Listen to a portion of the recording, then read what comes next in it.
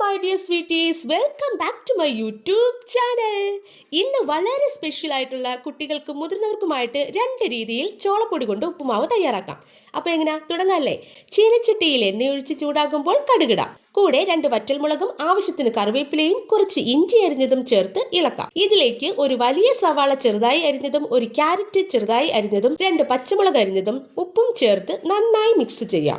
ഇത് ഒന്ന് വഴന്നു വന്നാൽ 2.5 ഗ്ലാസ് വെള്ളവും ആഡ് ചെയ്യാം. വെള്ളം നന്നായി തിളച്ചു വരുമ്പോൾ 2 ഗ്ലാസ് ചോളപ്പൊടി ചേർത്ത് നന്നായി മിക്സ് ചെയ്ത് അടച്ചു വെച്ച് ലോ ഫ്ലെയിമിൽ 5 മിനിറ്റ് ഒന്ന് വേവിച്ച് ഒന്ന് നന്നായി ഇളക്കിയെടുത്താൽ അടിപൊളി ടേസ്റ്റി ആയിട്ടുള്ള ചോളപ്പൊടി കൊണ്ടുള്ള ഉപ്പുമാവ് റെഡി. ഇനി കുഞ്ഞുങ്ങൾക്കൊന്ന് സ്പെഷ്യൽ ആക്കിയാലോ?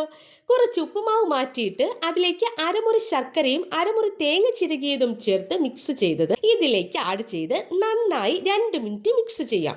ഇതിനി ഒരു ബൗളിലേക്ക് ഇതുപോലെ സെറ്റ് ചെയ്ത് കൊടുത്താലേ പാത്രം കാലിയാകുന്ന വഴി അറിയുകയില്ലെന്നേ. അങ്ങനെ സ്വീറ്റ് ചോളം ഉപ്പുമാവും റെഡി.